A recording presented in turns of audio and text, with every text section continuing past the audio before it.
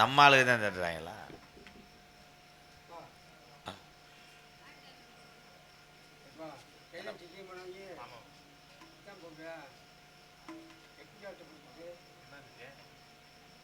என்ன பண்ணேன் அவன் எப்போ அவனுக்கு தெரியாதவனே அவனு கிடையாது. நீங்கள் நம்பர் ஒன்று மிருதங்க சொன்னால் என் தம்பி மருதுதான். ஆ ஆ கல்லணை கணேசன் ராஜன் அடிகர் எங்கள் ஐயா சார்பாக 101. நன்றி பெரியப்பா, நன்றிப்பா. ஆ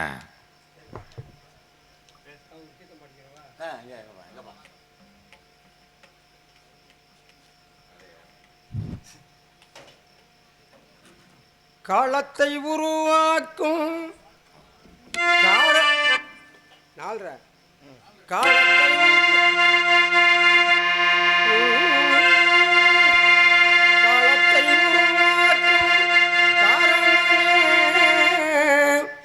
அந்த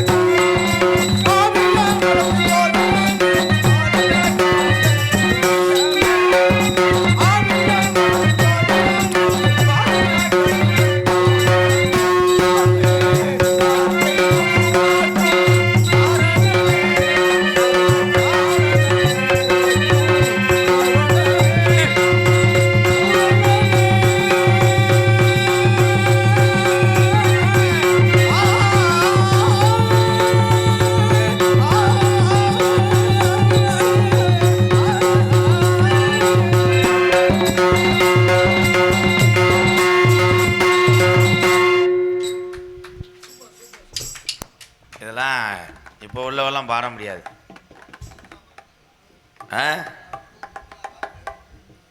இல்லை, அவங்கெல்லாம் பெரிய ஜாம்பவான்கள்.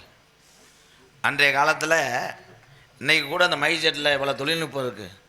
இன்னொரு வை, எக்கோ வை, அதை வைன்னு சொல்கிறோம். அன்னைக்கு வெறும் பிரிதேன்.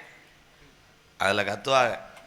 இந்த குரண்டி சுப்பிரமணியம் மாற அந்த கரம்பேன் அதே அதில் பொறுத்தளவு வள்ளி திருமண நாடகம் என்றால் ஒரு பாட்டு பாடும்போது ஒரு நடிகனுக்கு தொண்டை பிடித்து கொண்டால் வசனங்கள் பேசலாம், கதைகள் பேசி வள்ளி திருமண நாடகத்தை ஓட்டி விடலாம். ஆனால் உயிரை கொடுத்து பாடக்கூடிய 2 நாடகம், ஒன்றும் கட்டப்போ நாடகம், இன்னொன்று எங்கள் வாத்தியார் காளிமுத்து இன்னைக்கு ராஜநடிகர் வர்றாரு அரிச்சந்திரன் நாடகம். அவ்வளோ கத்தனை என்னப்பு எவ்வளோ அழகாக அந்த சுதி நயனத்தோடு. அப்போ கணேஷ் அப்போ ராஜபாட்டு என்ன ராஜபாட்டுப்பு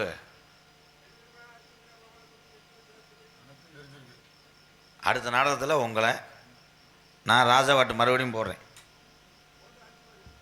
பாடுவோம். கலைக்கு வயது கிடையாது, கலைக்கு திறமை தான் முக்கியம். எல்லாரும் ஜெயிக்கலாம். நான் உங்களை மேடை ஏற்றுறேன். சாணுங்க, நான் பார்த்துக்கிறேன். நீ போங்க பாப்பு, நீ வீட்டில் இருந்து கொடுத்து விட்டு அந்த பிரியாணியை மோந்து வாத்துட்டு வாங்க. சாப்பிட்டு முடிக்கலை, மிச்சம் வச்சுருக்காரு. போங்க தம்பி, நீங்கள் அந்த சிமெண்ட் மூடியை ஏற்றுங்க. அருப்பு கோட்டை ஓணுமா 7 மணிக்கெலாம். வேலையை ரோசை போட்டு ஊருக்கு போய் தொலைச்சிடாதீங்களா ஐயா. அந்த பிள்ளையார் கோயிலை அலசி பொங்க வைங்க இந்த வாய். அதே கல்லணையா இல்லை அருப்புக்கோட்டை பஸ் ஸ்டாண்டாண்ணா? அதே ஊர் தானே? டாட்டாஜி போக இடம் இல்லாமல் இருந்துச்சாடா. யாரு ஏப்பா இதெல்லாம் மிச்சம் மீதி. அது யார் இது? எங்கள் ஆத்தாக்கெல்லாம் காணா, அதுக்குள்ளே உல வைக்க போச்சுலா. நாடக கலை வாழ்ந்து கொண்டே தான் இருக்கிறது. நாடகம் பார்ப்பவர்கள் கண்ணோட்டம் தான் குறைந்து கொண்டிருக்கு. ஆரம்பத்திலே இருந்த கூட்டம் இதுவரை இருந்திருந்தால் இந்த நடிகர்களுக்கு அது மிகப்பெரிய ஒரு ஊக்க மருந்தாக அமைந்திருக்கும். ஏன் கூட்டம் வரல? எங்கள் அப்போ கணேஷ் அப்போ ராஜ நடிகர் வந்தாரே, அன்றைய காலத்திலே கூட்டம் அவ்வளவு இருக்கும். ஆரம்பத்தில் இருந்த கூட்டம் குறையாத காரணம் எல்லாரும் செய்த ஒரே தொழில் விவசாயம். இன்று அப்படி அல்ல. வந்த என்னுடைய அண்ணன் தம்பிகள் எல்லாம் வெவ்வேறு வேலையில் இருக்கிறார்கள். அந்த 1 மணி, அது எவ்வளோ பெரிய சினிமா நடிகர் நீங்கள் நடிகராக நாடகத்தில் போட்டாலும் சரி, அந்த 1 மணி தான் எல்லா ஊர்களிலுமே பப்புன் டான்ஸ் முடிஞ்சோடனே போய் விடுகிறார்கள். ஆனால் திறமையான கலைஞருடைய நடிப்பை பார்ப்பதற்கு ஆள் இல்லை. அதுதான் ஒரு மனவேதனை. அதுக்காக 10 பேர் இருந்தாலும் நடிப்பை குறையாமல் நடித்து கொண்டிருக்கிறாள். காரணம் இந்த கலை மீது உள்ள வயது பற்றும் தங்கராஜ சுவாமிகள் அருளோடு தான். எத்தனை நாரதர கணேசப்பை பார்த்துருப்பிய. ஆனால் எனக்கு ஒரு பாக்கியம் கிடைத்தது நாடக உலகத்தில். பெரிய ஜாம்பவான், வள்ளிகளிடையே தர்க்கத்தை உண்டு செய்தவர், அத்தனை மக்களையும் நாடகம் கலை மீது திரும்பி பார்க்க வைத்தவர் ஒருத்தர், வரிச்சூர் பழனியப்பன். வரிச்சூர் பழனியப்பனை சந்தித்தவன் இந்த கோமாளி. அதுக்கப்புறம் இப்பகுதியிலே அஞ்சரக்கட்ட ஆறுமுகம், எங்கள் சித்தப்பு அகமுடையார் வம்சத்திலே பிறந்து ராசாக்கூரின் மண்ணில் பிறந்தவர் என் சித்தப்பன். அஞ்சரக்கட்ட ஆறுமுகத்தை சந்திச்சவேனா. 2 பேருமே செத்து போயிட்டாங்கண்ணே. இந்த வந்துட்டாங்க பேரங்க கேதம் கேட்க. தம்பி போங்க தம்பி, பூரா சொந்தக்கார தெரியாமல் உட்காந்துருக்காங்க. இன்னும் எதுவுமே நீ சொல்லக்கூடாது. மறுபடியும் அதே மாதிரி அகமுடையார் வம்சத்தில் பிறந்தார். பேச்சுக்கென்று பிறந்து ஒரு முத்திரை பதித்தார் என்னுடைய மாமன் அல்லிநகர ஆதிநாராயணன். அவரையும் சந்தித்த பாக்கியம் எனக்கு கிடைத்தது. அதுக்கப்புறம் புதுக்கோட்டை எங்கள் அண்ணன் முத்தப்பா, அவரையும் சந்திச்சேன். சொன்ன 2 பேருமே செத்துட்டாங்க. தம்பி நீ என்னப்பா கேதம் சொல்லி வந்திருக்கியா? உன் வேலை ஏதோ பார்ப்பா. அதுக்கு ஓடியாந்து சொல்லிக்கிட்டு இருக்கேன்.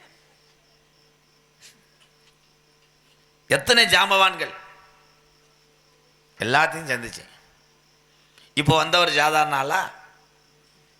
வையாவூரி செந்தில்குமார் நாரதருக்கு அந்த பக்கம் வர்றாங்கன்னா பூரா ஊர்லேயும் லைட் ஆஃப் பண்ணிடுவாங்க.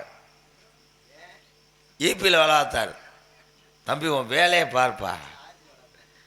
இவருக்கு எனக்கு ஆகாதுன்னு தெரியும், தெரிஞ்சே இந்த சாமி கும்பிடக்கூடிய பங்காளியை போட்டிருக்காங்கன்னா அப்போ கல்லணையில் ஏதோ ஒன்று நடக்க போகுது. இப்போ தெரியாத ஆள் வந்தால் எப்படி பேசணும்? நடிகன் விட்டு கொடுப்பது தான் கலையை தவிர ஒவ்வொரு நடிகனை மேடையில் அசிங்கப்படுத்துவது கலையா? ஐயா ஒரு செந்தில்குமாருக்கு கேலி வச்சுதான் இங்கே அனுப்புவேன், வர முடியும். என்னென்னமோ போத்திருக்கலாம். இந்த மேடையில் பொன்னாடை கைத்தறியாடை எதுக்காக போத்துறாங்க? கை தட்டலாம். நான் சும்மா கிடையாது, எல்லாம் படிச்சுட்டு வந்திருக்கேன். எங்கள் வாத்தியார் உங்களுக்கு தெரியும், சகல கலை வல்லவன் எங்கள் வாத்தியார் மணித்தவர். பப்புன்னு போடுவார், கம்பளம் போடுவார், பெட்டி வாசிப்பார், மிருதங்க வாசிப்பார், அத்தனை கலையும் கட்டுவேன் எங்கள் வாத்தியார். அதனால தான் மாணவன் உலகம் பூரா பேர் வாங்கிட்டு வரேன், சும்மா இல்லை. செந்தில்குமார் அன்னைக்கு அசிங்கப்படுத்தி உன்னைய எலியார்வத்தில் ஒரே ஒரு வடை, அதுக்கு மேலே வாங்கி தர மாட்டேன். ஏன்னா வடையை திண்டு தம்பு கொஞ்சம் திமுரு வந்துடும். கோயில் கட்டுறாங்கல்ல, கட்டுறாங்கல்ல, ஒரே ஆள் கட்டினா சிறப்பா இல்லை எல்லா பேர்ட்டையும் வரி வசூல் பண்ணி நீ கட்டுறாங்கல்ல, அது ஏன் அப்படி கட்டணும்? கேள்விதான். எல்லாம் இப்படி இருக்கிய, அப்போ நீங்கள் ஏதோ ஒன்று எதிர்பார்க்குறிய. கிருனே இருந்தால் என்னப்பு கோயில், இங்கே எதுவும் கோயில் வேலை நடக்காம இருக்கா? இருக்கப்பு. அதான் நீங்கள் சொல்லுங்கள். காசு எல்லாத்தையும் இருக்குது இன்னைக்கு. என் பேரை மட்டும் பெருசாக போடுங்கப்பா, கல்லணையில் நான் கோயில் கட்டிடும்னு சொல்கிற ஆள் இருக்குது. அப்படி ஒரு ஆளை கட்டாமல் இந்த கோயிலை ஏன் ஊராக போய் ஒரு மஞ்சள் நோட்டீஸ் அடித்து வசூல் பண்ணி கட்டுறாங்க? இது எதனால இப்படி கட்டுறாங்க? இதான் கேள்வி. என்னப்பா அதுக்கு இல்லைப்பா, அதில் விஷயம் இருக்குப்பா. கணேசப்பா இருப்பா, இந்த வந்துட்டேன்ப்பா. அவர் ஏரியாவில் அசிங்கப்படுத்தும் போது அப்போ ஓமையே எங்களை ஜெயிக்கக்கூடாதாப்பா? என்னம்மாண்ணே போப்பா. அவர் வையாவூரி பக்கம் வந்து வாரு, அந்த ஆள் ஒரு 20 பேர் 30 பேர்த்த இலவடத்தை கூட்டு வந்துட்டு கேட்காத கேள்வி கேட்குறாரப்பா. அந்த ஆள் படிச்சிருக்க, நீ படித்த விஷயத்த என்னைய மாதிரி ஆள்கிட்ட பேசு. என் ஸ்டூடெண்ட் மை ஸ்டூடெண்ட் பப்புளுக்கிட்ட போய் பேசலாமா? அவன் இன்னும் குடிச்ச வாழ் கொமட்டில் இருக்குது. அவனுக்கு தெரிஞ்சது லாலிபப்பு, பிரியாணி, தின்னி. வாங்க சாமி பார்த்தீங்களாப்பு, வரும்போதே இந்த வார்த்தை வேதினாலே எனக்கு கோவம் வரும். நாராயணன் சொன்னா உனக்கு வருமா? அதில் கொஞ்சம் வாலிமை வைங்க. போ நம்ம இடத்துக்கு வந்துட்டாரு, அவர் நல்லா இருக்கணும். வாழ்க வாழ்க. தாங்கள் யார வளர்க. தாங்கள் யார் என்று நான் தெரிந்து கொள்ள வேண்டும் ஆசை. யார் என்று தெரிந்து கொண்டு தாங்கள் என்ன 500 ரூபாய் பத்திரத்திலே உங்கள் சொத்துக்களை எனக்கு எழுதி கொடுக்க போறீங்களா? வீட்டுக்கு வந்தவங்களை வா என்று வர வைக்கணும். வீட்டுக்கு வந்திருந்தால் வாங்க என்று சகல விதமான உணவோடு தாங்களை உபசரித்திருப்பேன். தாங்கள் வந்த இடமோ திணைப்புணம். சரியான இடத்துக்கு வந்திருக்கேன். நீ விருந்து உபசரித்துலாம் பண்ண வேண்டாம். இதெல்லாம் சொல்லவே கூடாது. வந்தவங்களை வா என்று வரவேற்கணும். வான்னு கூப்பிடணும்ல. இதுவரையும் செஞ்சிருக்கீங்களா? நண்பர்கள் இருந்தால் வாம் என்று சொல்லலாம், சொந்த பந்தம் என்ற வாம் என்று சொல்லலாம். எமக்கு தாங்கள் ஏற்கனவே பொன்னமராதி பக்கம் தொடுத்த கேள்விக்கணையில் தாங்கள் இந்த புண்ணிய பூமியில எனக்கு எதிரியாக தெரிகிறீர்கள். பழைய தூய தமிழ், பழைய சரக்க பழைய இதுவா நீ நினைப்புல மனதில் வச்சுக்கிட்டு இருங்க. என்ன தெரியும்? என்ன தெரியும்? உன் ஏரியால அமற்ற இது எங்க ஏரியா? எல்லாமே நம்ம ஏரியா தான். இருங்க. அப்ப பட்ட கஷ்டம் அவமானம் எனக்கு தெரியுமுங்க. இந்த மக்கள் இங்க நாடகம் பார்க்க வரல, பேசி பார்ப்போம். நீங்க அறிவாளினால எந்த பகுதியிலையும் போய் நீங்க பிடிவிடாம போயிட்டு இருக்கீங்க. ஐயா ஒரு யாரே கொஞ்சமாவது மனசுல இறக்க சத்தினோட இருங்க. ஒன்றும் தெரியாத பப்புன்னு வருவேன். அவன் பாவம் குடும்பத்தை வயிற்று குழப்பக்காக கூத்தாடிக்க திடுறேன். அவன்கிட்டலாம் போய் கேள்வி மேலே கேள்வி கேட்டு எத்தனை பேர்த்தை அசிங்கப்படுத்தி விட்டுருக்கீங்க. உண்மை எச்சரிக்கிறேன். கல்யாண மேடையில் நான் சாதாரண ஆளை சந்திச்சு வந்தோம்னா, நான் அந்த பக்கம் நாடகம் ஆடும் போது நீ பணியாரம் சுட்டு வித்துக்கிட்டு தெரிஞ்ச இல்லைன்னு சொல்ல சொல்லு. பொன்னமராய் பக்கம் நாடகத்துக்கு வந்து இந்த எம்கேஆர் அப்போ அந்த பகுதியில் பட்டாணி கல்லை அப்படியே கையில் எப்படியா நசுக்கி நசுக்கி ஊதிக்கிட்டு தின்னுட்டு கிடப்ப. திடீர்னு கடுக்குன்னு கடிச்சு கடை அப்படி உடஞ்சி வச்சு ஓடி அந்த அழுதுகிட்டு இருந்தேன். இன்னைக்கு நாரதர் போட்டு ஏதோ உலகம் பூரா அந்த வையாபுரி மண்ணுக்கு ஒரு பெருமை சேர்க்குறிய. அந்த ஊர் ரொம்ப பெருமைப்படுதுங்க, நானும் பெருமைப்படுறேன். வேஷத்துக்கு அப்பாறு போட்டு உள்ள நீங்கள் எனக்கு பங்காளி, இங்கே எதிரிதாங்க.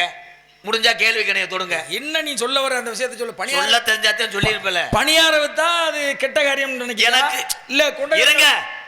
என் நாடகத்தை நீங்க கூடுதல் உட்காந்து பட்டாணி வேர்க்கலதுன்னு பார்க்கல. பட்டாணி வேர்க்கடலை தின்னு பாக்குறவங்கலாம் கெட்டவன்னு அர்த்தமா? இல்ல பணியாரம் வித்து பொழைக்கிறது? உங்களுக்கு முன்னாடி இந்த நாடக கலையில வந்து பெரிய பெரிய சாம்பவான சந்திச்சு வேணா நிறைய பேர் வரட்டும், யார் வேணாலும் வரட்டும். இன்னாருக்கு இன்னார் என்று எழுதி வைத்த எழுதும் பாட்டிலே பிழை இருக்காது என்று அர்த்தமா? சாதாரண மானிட பிறவி நக்கீரர் கேட்டாரு, சிவபெருமான் நெற்றின் கண் திறப்பினும் குற்றம் குற்றம் என்ன சொன்னாலே ஒரு உண்மை உண்மை. அப்புறம் என்ன குற்றமா இருந்தா ஏத்துக்கிறேன். சாமியா இருந்தானேயா உண்மை கிட்ட நான் தோத்து போயிட்டேனா? என்ன கேட்டுவிட்டு நான் தோத்து போயிட்டேன். குப்பை யாரு கீழே அடக்கிற குப்பை கூட ஒரு நேரத்துல கோபுரத்துல ஏறும்.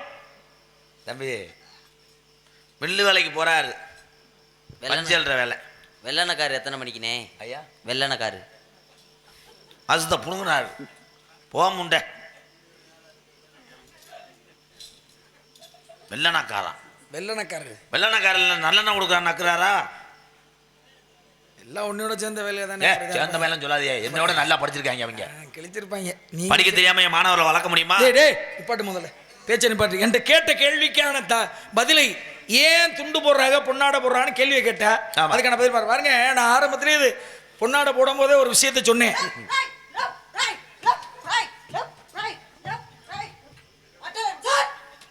எங்க அம்மா அது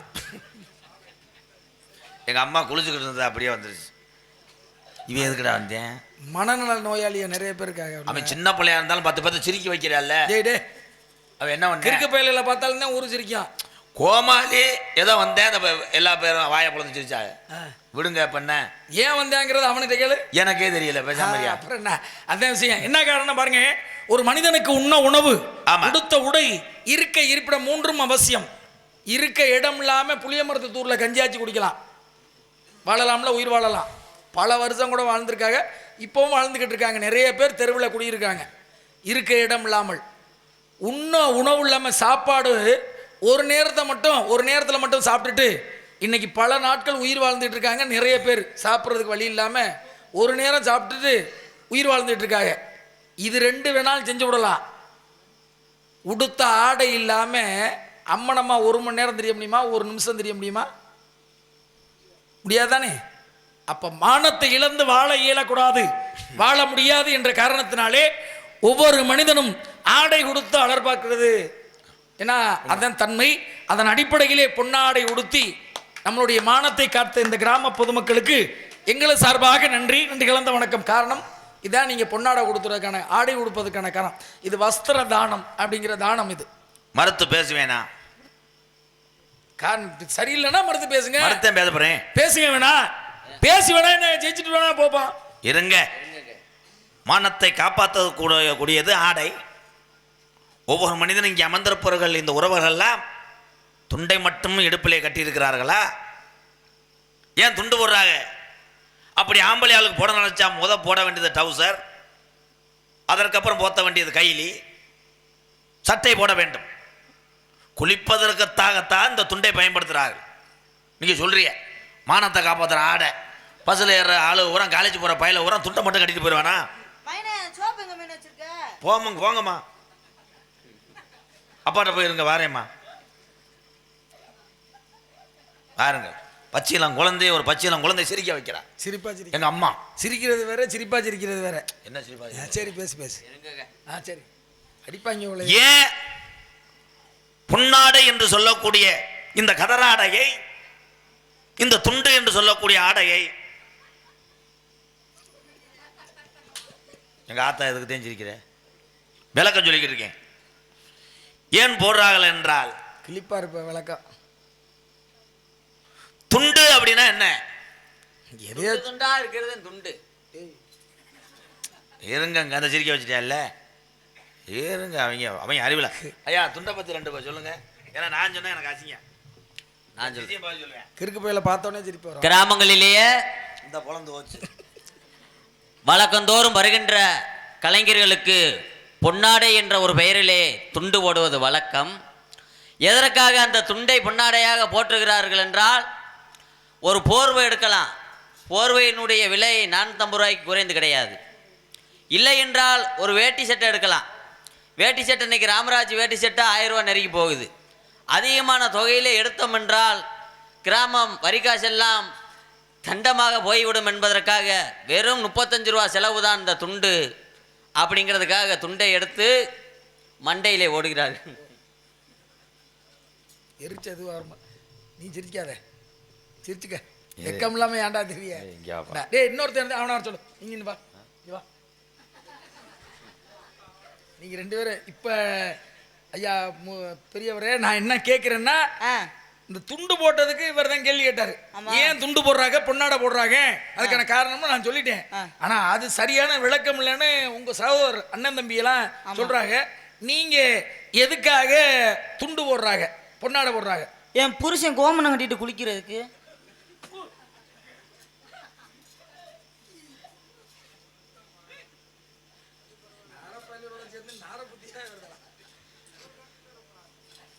அதுவும் கரெக்ட்.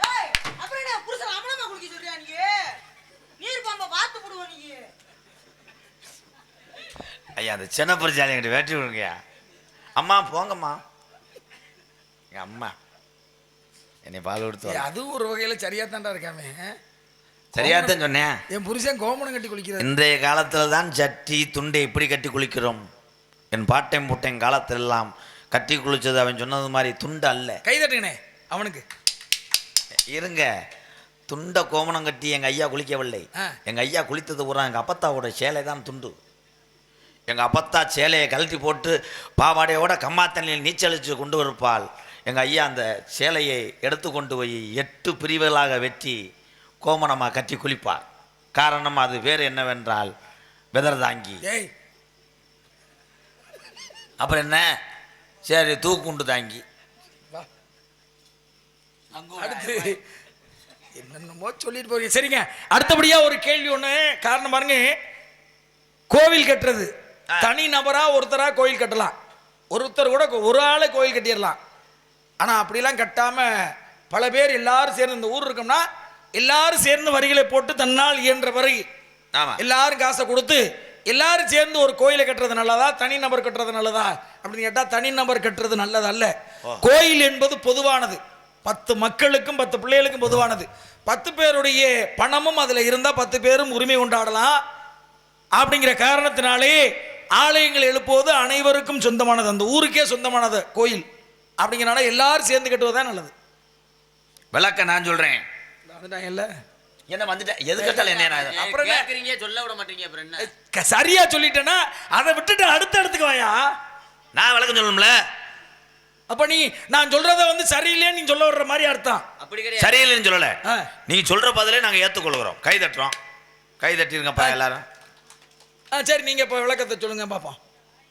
ஒருவராக ஏன் கோயில் கட்டும் பொழுது நல்லதல்ல என்று அர்த்தம் அல்ல. எவ்வளவு பணம் வைத்திருந்தாலும் ஒரு ஆலயத்தை எழுப்புகின்ற பொழுது அந்த மனிதனுக்கு ஒரு நேரத்திலே அவசரப்பட்டுட்டோமோ, இவ்வளவு பெரிய கோயிலை நம்ம ஒத்தையாக கட்டும்போது ஊருக்கார ஊராம் பார்க்குறாங்களே, நம்ம தோற்று விடுவோமோ என்று மன கஷ்டங்கள் மாறிவிடும். அதற்காகத்தான் தெய்வம் நினைத்ததாம், ஒரு ஆளு கட்டினால் உன் மனது வேதனையோடு என் ஆலயத்தை கட்ட வேணாமடா, ஒரு ஊராக சென்று கிராமமரம் சென்று இதே மாதிரி ஆலயம் எழுப்புகிறேன், உங்களால் முடிந்த உதவிகள் செய்கள் என்று சொல்லும் பொழுது ஒவ்வொரு மனிதனும் கஷ்டப்பட்டு உழைக்கக்கூடிய மனிதனும் பூரா காசை கொடுப்புமா, அதை கடவுள் அந்த கஷ்டத்தை பூரா ஏற்றுக்கொண்டு கோபுரமா எழும்புமா. இதற்காகத்தான் எல்லாரிடம் போய் வசூல் செய்து கோயில் கட்டுவது. கை தட்டலாம். இந்த அவனுக்கான 3 ரசிகர் இருக்காங்க, 4 பேர் இருக்காங்க. வாங்க அவரை விடுங்க. வாங்க.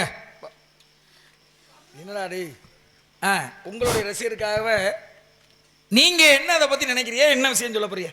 கோயில் கட்டுறது எல்லாரும் சேர்ந்து கட்டுறது நல்லதா, தனி மனிதன் கட்டுறது நல்லதாங்கிறது விளக்கம். என்னுடைய வாதம் கேள்வி அதானா? கேட்டுக்கிறோம்ல அதான் கேள்வி கேட்டது உங்க அண்ணன் தான். ஆ.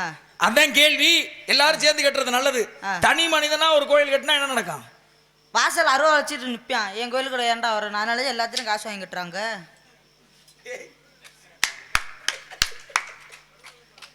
வேற ஆளுகளை விட மாட்டேன். ஆமா, ஒரு ஆளா கோயில் கட்டினா அவன் வச்சதுதான் நாட்டாமையா இருக்கும். அருவா என் கோயில் வெளியே ஓடா, கடையை போட மாட்டேன். கை தட்டுங்கண்ணே, கை தட்டுங்க. அதே உண்மை நடந்துகிட்டு இருக்கு பகுதியில். ஒரு ஆள் தனி கோயில வந்தா நம்மளாம் போக முடியாதப்பா. ஆமா, அவன் அருவா வாசல்ல அருவால வச்சு நிப்பேன். கேரடா கடை வெட்டல, என் கோயில அங்கே போடான்டுவேன். எப்படி நீ வேணாம் வீட்டுக்கு போ. இது எவனா ஏஐ விட்டுருக்கேன். நல்ல விஷயம், அருமையான விஷயம். வேற என்ன எதிர்பார்க்கறீங்களா? இப்ப பாருங்க, ஏன்ட்ட கேள்வி கேளுங்க. கோயில்ல இப்ப பாருங்க 2 கேள்வி நீங்க எனக்கு கேட்டியா, அதுக்கான விளக்கம் கொடுத்தா சரி. இப்ப கோயிலுக்கு போறோம், கோயில்ல போய் மிக முக்கியமானது பொங்கல் வைப்போம். அப்படி பொங்கல் வச்சு அந்த பொங்கி பானை அப்படி பொங்கி வரும் பொழுது எல்லாரும் சேர்ந்து நின்று குழவு போட்டு கையெடுத்து வணங்குவதற்கு காரணம் என்ன? கேள்வி புரியுதா? பொங்க வைக்கும் போது பானை பொங்க பானையை வெறும் பானையை வைக்கும் போது குலவை போடுவதில்லை, அடுப்பை பற்ற வைக்கும் போது குலவை போடுவதில்லை. ஆனால் எதற்காக பொங்கி வரும்போது குலவை போடுறாங்க? இன்னொன்னும் போடுவாங்க, அரிசி ஓடும் போதும் குலவை போடுவாங்க, ஓன்னு போட்டு போடுவாங்க. பொங்கி வந்ததுக்கு ஆனால் பொங்கி வரும்போது இலவு குலவை போடுறாங்க. குலவை என்றால் என்ன?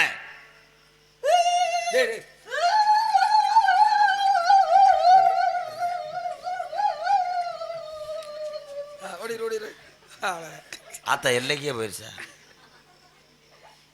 அப்பப்போ வரும், ஆனா ஊரை அப்பப்போ கிளப்பி விட்டு போயிடுறாயா. அவர்கிட்ட ஒரு வகையான திறமை தான் இருக்கு. இந்த பாரு, எங்க அப்பா இங்க பூரா உட்காந்துருக்காங்க, அவனை பூரா அவங்கள பூரா ஒரு பச்சை மண்ணு சிரிக்க வைக்கிறான்னா அது பெரிய விஷயம். என்ன சித்தப்பு, கணை சித்தப்பு,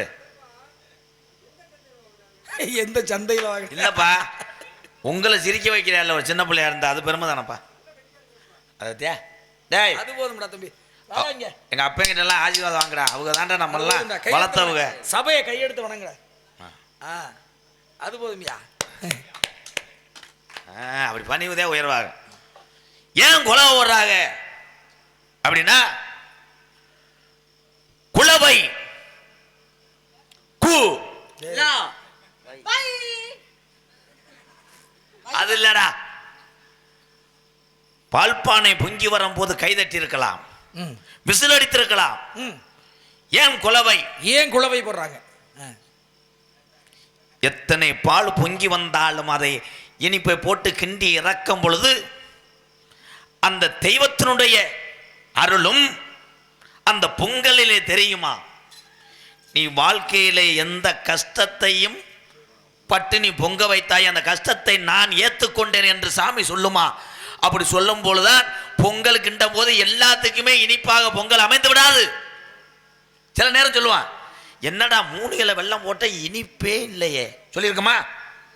அப்பொழுது அந்த தெய்வம் உன்னுடைய பாவத்தையும் கஷ்டத்தையும் நான் ஏற்றுக்கொண்டேன், இனிமேல் உன் வாழ்க்கை இனிப்பாக இருக்கும்டா என்பதுதான் அந்த இனிப்பு பொங்கல்.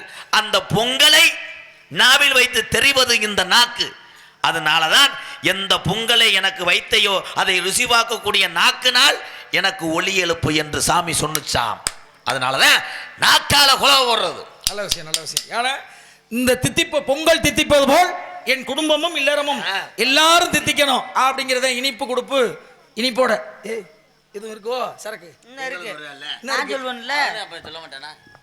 பொங்க எதுக்கு வைக்கிறான்? அவன் சொன்னாலும் சரியா சொல்றாயா? சரி, அது கேள்வி புரியுதா? கேள்வி என்னன்னா, கோயில்ல பொங்கல் வைக்கும் பொழுது எதுக்கு எல்லாரும் கையெடுத்து வணங்கி குலவை போடுறாங்களே, அதற்கு என்ன காரணம்?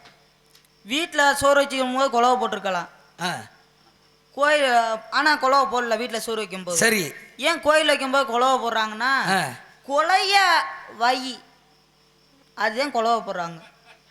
குலைய வைக்கணும். பொங்கலை கொலைய வைக்கிறதுனால குலவை. தம்பி போயிருங்க, தம்பி போயிருங்க, அனாதே அடிச்சு கொட்டுருவேன். ஆமாப்பா, வீட்டில் இருக்கிற சோறு குழஞ்சி வச்சுன்னா சாப்பிட மாட்டாங்க. கோயிலில் வைக்கிற சோறு குழஞ்சு இருக்கணும், அதுக்கு அதான் குலைய வை, அதான் குலவை. டேய், இவனை எங்கேருந்து அவர் சொன்ன மாதிரி பிடிச்சாந்த? இவனுக்கு என்ன கிளையா பிரியுது? சொன்னேன், கரெக்டா தானே சொன்னேன். சரி உள்ள போய் அந்த பிஸ்கட் சாப்பிட அப்பா வரேன். சாப்பிட்டு வா, அப்புறம் வா. அப்புறம் நான் கேட்கும் போது வா வந்து அந்த கேளு. மேயை தின்னு வரேன். சரிங்க. அப்படியே பொங்க வைத்த பிறகு கோயில்ல கிடா வெட்டுதல் நடக்குது. ஆ. அப்படி கிடா வெட்டுறதுக்கு முன்னாடி மஞ்சள் தண்ணியை கரைச்சு அந்த கிடா மேல ஊத்துனதுக்கு அப்புறம் கிடா குறி சொன்னதுக்கு அப்புறம் தான் அந்த கிடாய புள்ளி காமிக்கணும். ஏன் மஞ்சள் தண்ணியை ஊத்துனதுக்கு அப்புறம் கிடா வெட்டுறா. கிடா குறி சொல்லுது? அதுக்கு முன்னாடி சொல்லலாம். மஞ்சள் தண்ணியை ஊத்துனதுக்கு அப்புறம் குறி சொல்லுதே, இதுக்கு என்ன காரணம்? குறி சொல்லல, கிடா துளுக்கும். அதான் குளுக்குறதுங்கிறதான் குறி தலையாட்டம் அர்த்தம். எல்லாம் ஒண்ணுதான். கிடாயை பிடித்து வரும் பொழுதே அது தலையை குளிக்கிருக்கலாம். சந்தை கடையில் வாங்கும் போது சாமி கடையை நெறிஞ்சு அதை குளிக்கிருக்கலாம். எதுக்காக? கோயில் ஆலயத்துக்கு முன்னாடி நிப்பாட்டி ஆட்கள் எல்லாம் சுற்றி நின்று அந்த கிடாயினுடைய தலையிலே மஞ்சப்பால் ஊற்றும் போது குளுக்குது என்றால் அந்த கிடாய் தெய்வ சக்தி உள்ள போகும். கிடைக்கல. அப்ப அந்த கிடா சொல்லுமா, வாழ்க்கையிலே ரத்தம் மட்டும் கிடையாது, கண்ணீர் சிந்தி வாழ்க்கையிலே கஷ்டப்பட்டு எத்தனை முறை இரத்த காயம் பட்டு வந்திருப்பான். என்னை கொண்டு வந்து இங்கே நிப்பாட்டி நேர்த்திக்கடன் போட்டவன் யாரு? கிடாயை கொண்டு வந்தேன் பாரு, நேர்த்திக்கடன் போட்டவன். இனிமேல் அந்த அவனை எதுவுமே செய்யாதே, அவனை எதுவும் செஞ்சு விடாதே, என்னுடைய ரத்தத்தை ஏற்றுக்கொள் அப்படின்றதுக்காகத்தான் மஞ்சப்பால் ஊத்துனவனுடைய கடா துளுக்குமா. அருமை அருமை அருமை அருமை. ஆமா, இவன் எதுக்கு வந்து நிக்கிறான்? ஆமா, நான் சொல்லுவேன். இந்த கேள்விக்கு அதுதான் சரியான பதில். அதானப்பா சரியான பதில். நீங்க எதுவும் மாற்றி என்னால பேச தெரியும். ஆமா, இங்க வரையா ஆளு வச்சிருக்கியா? இதுல ஏதாவது மாத்துறியா? ஐயா, ஒரு ஊருக்கு 4 வாதம் இருக்கிறது இல்லையா? அது போல ஒரு கேள்விக்கு 5 பதில் கூட சொல்லுவான். இவனும் சரியா தான் சொல்லுவேன் போலயே. சொல்லு. சரிங்க. அப்படியே மஞ்சள் தண்ணியை மஞ்சப்பாலை ஊத்தும் பொழுது கிரா குலுக்குவதற்கான காரணம் என்ன? கோவில் வளாகத்திலே முன்பாக வைத்து அந்த கிடாவிற்கு மஞ்சள் பால் ஊத்துவார்கள். ஆமா, ஊத்தும் பொழுது கிடா இப்படி குலுக்கும். ஆ. அது குலுக்குவதற்கு என்ன காரணம் என்றால், மற்ற கிடாவெல்லாம் கவனமாக இருங்கள், சுதாரிச்சு பொழைச்சு கொள்ளுங்கள், எல்லாரும் ஓடிருங்க, என்னை வெட்ட போறாங்க அப்படின்னு அது ஓட சொல்லுது. சுத்தி உள்ள எல்லாரும் ஓடி இருக்க, நீ வெட்ட அப்படின்னு குலுக்குது. ஆமா. இது நியாயமா தாண்டா இருக்கு. ஏன்னா பக்கத்துல உள்ள கிடாயெல்லாம் கவனிச்சுக்க, எவனும் கெட்ட பல ஆடுல கிடச்சியெல்லாம் இந்த விளைதான் கொண்டாந்து வெட்டி போடுவாங்க, கெட்டி என்னை வெட்ட போறாங்க, ஓடிருங்கன்னு. இது நல்லா தான் இருக்கு. இருக்கா? வர சொல்லி அவன்ட்டு பதில் தான் நல்லா இருக்கு. வா. எதுக்காக? எதுக்காக மஞ்சப்பால் கோயில்ல கிடா வெட்டும் பொழுது மஞ்சப்பாலை ஊத்தும் பொழுது கிடாயை குளுக்குறதே என்ன காரணம்? மிளகா தண்ணியை கூட ஊத்தி இருக்கலாம். என்னது? மிளகா தண்ணி. மஞ்சப்பாலுக்கு பதிலாக மிளகா தண்ணி ஊத்தணும்னு வச்சுக்கோங்க, பூசாரி வெதர்லயே பாஞ்சிட்டு ஓடி போயிருக்கேன்.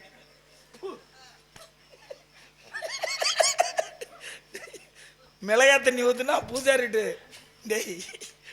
அவன் சொல்ற நான் மஞ்சப்பாலை ஊத்துற மிளகாத்துல கலக்கி ஊத்திருந்தா கண்ணு எரிச்சல்ல முன்னாடி நிக்கிறது யாரு? பூசாரி தானே நிற்பாரு. ஐயா ஐயா, டேய் நீங்க முனிவர் எங்க இருந்துடா வந்திய? இந்த பாடம் எடுத்துறிய? ஒரு நாள் ஒரு கேள்வியை கேட்டதுனால ஒரே ஒரு விஷயம், கதாபாத்திரத்தை எப்பொழுதும் மாறக்கூடாது என்பது எங்கள் வாத்தியார் பாடம் எழுதும் போதே எனக்கு சொன்ன ஒரே வார்த்தை அதான். சிரிக்க வைக்கணும். நீ கோமாளி என்றால் நீ வர்ற நேரமெல்லாம் இந்த மக்கள் எல்லாம் பல சோகத்திலையும் தூக்க கலைப்போடு இருப்பார்கள், அவங்கள ஏதாவது ஒன்று முயற்சி பண்ணி சிரிக்க வைடான்னு எங்கள் வாத்தியார் சொன்னார். ஆனால் சிந்திக்க வைப்பதற்கு உங்களை போன்ற கலைஞர்கள் நாங்கள் 3 பேரும் விகட கவி சாமி 3 பேரையும் சிரிக்க மனமார வைக்கிறோம். வாழ்த்துகிறேன். வாழ்க பல்லாண்டு, தொழில் சிறக்க. உள்ள ஆளோட சோன்னு ஒரு சத்தம். என் தங்கை இன்னொன்று 2 அது இன்னொருத்தன் முண்டாடி, 2 பெண்கள். இன்னொருத்த முன்னாடி இங்க என்ன வேலை? லீஸுக்கு எடுத்து வந்திருக்கோம் கல்லணக்காரர். சரி, அதை அழைத்து வாருங்கள். இந்த கல்லணையில அதை சந்திக்க வேணுங்கிற எண்ணம் தோன்றுகிறது. அழைத்து வாருங்கள். தம்பி அண்ணா, அழைத்து வாருங்கள் என்று சொன்னாரே, அது அர்த்தம் தெரிகிறதா? தெரிகிறது அண்ணா. என்ன சொன்னார்? நான் 3 வரையும் அவர் மாமாவேல பார்த்து சொல்லுகிறார். 500 ரூபா கொடுத்துருக்காரு. நீ பொத்து கரடி முண்டை. என்றைக்கும் வராத நித்திரையும் என்றைக்கும் இல்லாத என் மனதும் தளர்கிறது தம்பி. என்ன காரணமாக இருக்கலாம்? வந்த சாமி நம்மிடமே நம்ம ஒரு கோமாளின் தெரிந்து கொண்டே இவ்வளோ சூட்சமாக நம்மளை கொஞ்சம் அசந்திருந்தால் இந்த கல்லணை மேடையில் கேவலப்படுத்தி விட்டு சென்றிருப்பார். நம் குலக்கடவுளுக்கு கூட கண்ணு இல்லையா? தம்பி உங்களுக்கு மயிர் இல்லையா, கண் இல்லையாவா? ஆனால் நமக்கு இந்த நிலைமை என்றால் நம் தங்கை என்ன பாடுபடுமோ. அதனால ஒரு நாளும் பிரியாத எப்பிரவி பாண்டியனே தம்பி, ஒரு நாளும் பிரியாத தம்பிகளே பாண்டியர்களே கூட பிறந்திட்ட எப்பிரவி கூட்டுக்கிளி போல வாழ்ந்தமாடா தம்பி, அஞ்சாத சிங்கமடா வீரத்தேவா. எதுக்கு அஞ்சவே மாட்டேயடா குருதி கண்ணா, நம்ம எத்தனை காவலுக்கு சென்றாலும் கைகோர்த்து செல்வோமடா தம்பி.